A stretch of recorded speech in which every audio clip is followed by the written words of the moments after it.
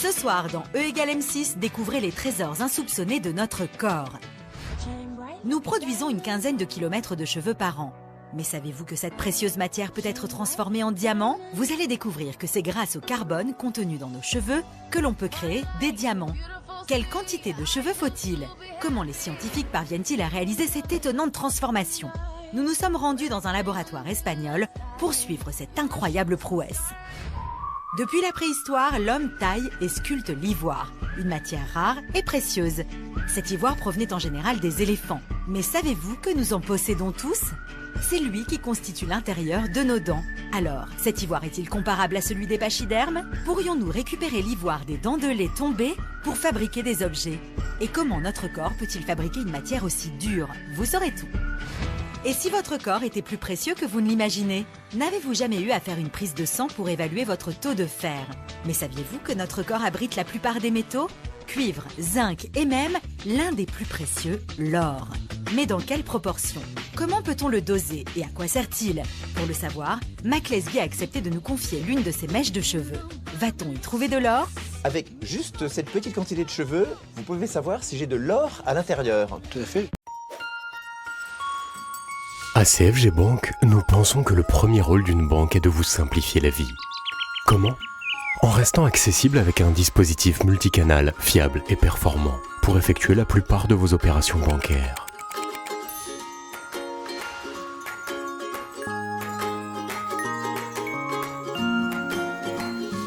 Ainsi, avec nos guichets automatiques de dernière génération, vous pouvez déposer en toute autonomie des chèques et des espèces à tout moment. Sur notre site de banque en ligne cfgbank.com, vous disposez d'un espace client accessible en permanence. Pour gérer à distance vos comptes bancaires et votre épargne, réaliser des transactions boursières, pour échanger avec votre conseiller par mail sécurisé et trouver rapidement les réponses à vos questions. Notre centre de contact téléphonique est aussi à votre écoute pour vous informer ou traiter certaines de vos opérations. Enfin, nos chargés de clientèle et votre conseiller restent à votre service dans nos agences de 8h15 à 19h pour un maximum de confort. CFG Bank vous offre une nouvelle expérience de la banque, plus simple, plus rapide et plus efficace. Un signe, une exigence, CFG Bank. Bonsoir, notre corps recèle un secret bien caché. Il contient de véritables trésors, à commencer par un matériau d'une dureté extraordinaire, l'ivoire, comme les défenses d'éléphants. Encore plus étonnant, il est aussi composé d'or et de carbone, qui n'est autre que la matière première du diamant. Ce soir, avec des scientifiques, nous allons partir à la découverte de ces trésors inattendus. Chaque année, notre corps produit une quinzaine de kilos de cheveux, l'équivalent du poids de 10 bouteilles d'eau. Savez-vous que ces cheveux sont composés à 50% de carbone et que le carbone est par ailleurs l'unique constituant du diamant? C'est ce qui a donné l'idée extraordinaire à des scientifiques de fabriquer du diamant à partir de cheveux. Comment ont-ils réalisé cette incroyable transformation? Ce diamant a-t-il la couleur des cheveux d'origine? Quelle valeur a-t-il? Reportage de Rémi Pain. Aujourd'hui, c'est un grand moment pour Jade, 18 mois, et sa maman Sophia. C'est la première fois que la petite fille va chez le coiffeur. Pour bon nombre de mamans, la tradition veut que l'on garde ses premières mèches de cheveux en souvenir. Mais savez-vous qu'il y a d'autres façons d'immortaliser ce moment? Car nos cheveux représentent une véritable mine de diamants. Récemment, des personnalités comme le roi de la pop Michael Jackson, le footballeur Pelé ou le compositeur Beethoven ont eu des mèches de leurs cheveux transformées en diamants. Comment est-ce possible? Comment les scientifiques sont-ils parvenus à réaliser une telle prouesse? Pour bien comprendre, étudions d'abord la composition d'un cheveu. Le cheveu est composé à 95% de kératine, une protéine fibreuse qui va donner son élasticité et sa force aux cheveux. Cette protéine est elle-même composée pour moitié d'atomes de carbone. Mais qu'en est-il du diamant? Direction l'Institut national de gémologie pour en savoir plus.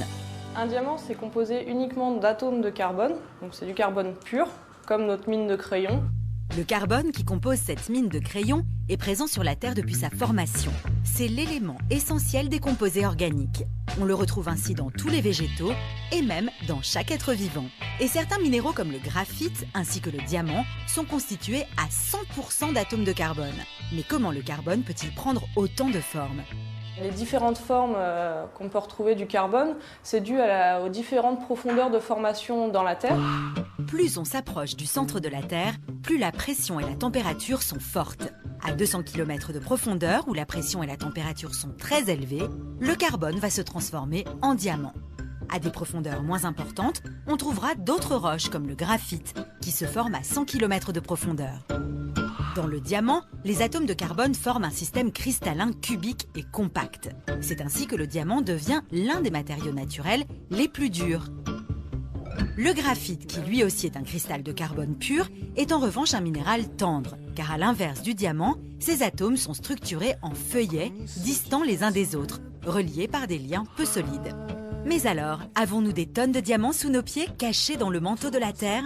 Posons la question à un minéralogiste du Muséum national d'histoire naturelle, qui répertorie toutes les pierres qui existent sur Terre.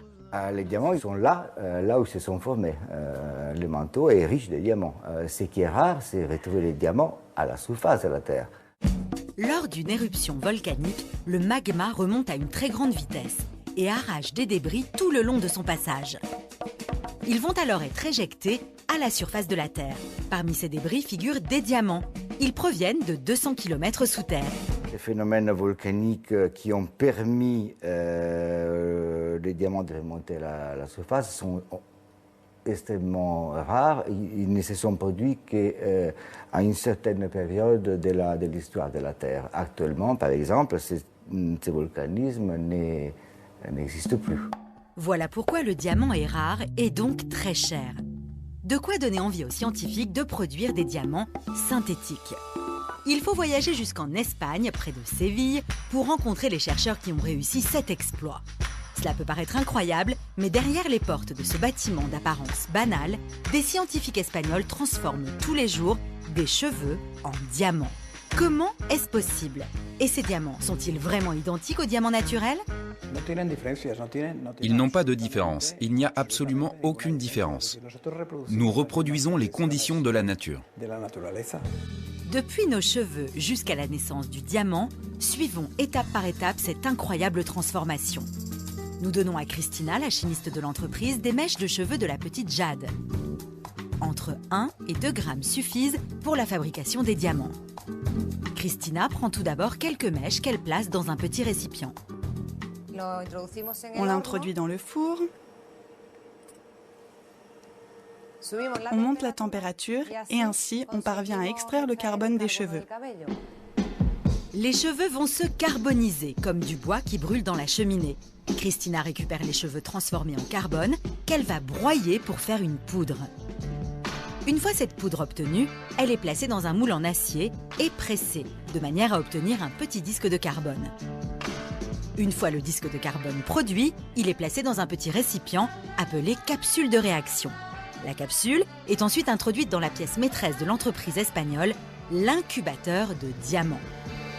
Il va reproduire les conditions de température et de pression qui existent à 200 km sous nos pieds, dans les entrailles de la Terre.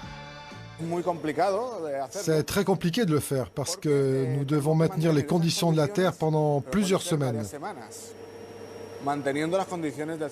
C'est très difficile, il y a plus de 100 variables. C'est très, très compliqué, mais on a réussi. Et en faisant varier les paramètres d'incubation, on peut choisir la couleur du diamant. Transparent, jaune, vert ou bleu. Et après plusieurs jours, voire plusieurs semaines passées dans la machine, selon la taille et la couleur du diamant souhaité, on retire enfin la capsule de réaction. Le scientifique casse ensuite la capsule au marteau pour sortir le cœur où est caché le diamant. Il le place ensuite dans de l'acide pour le nettoyer de toutes les impuretés. Après cette opération, le diamant est enfin prêt à être examiné pour s'assurer qu'il n'ait aucun défaut. Reste l'ultime étape, celle du façonnage.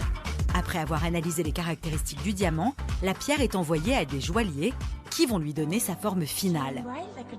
Et voilà comment à partir de 4 grammes de cheveux, on peut produire un diamant d'1 carat, soit 200 mg.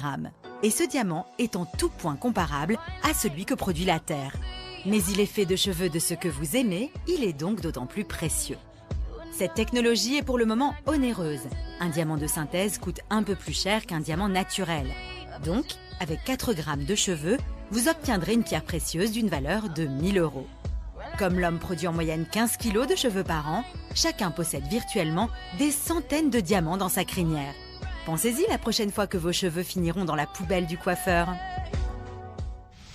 I am Iris Apfel. I am 94 years old. I was probably the first woman to wear jeans. I don't have any rules. They're just a waste of time. I never follow trends. No trends, no rules. Someone once told me, "You're not pretty, and you'll never be. But it doesn't matter. You have something much better. You have style." Nouvelle DS3, le style comme ligne de conduite.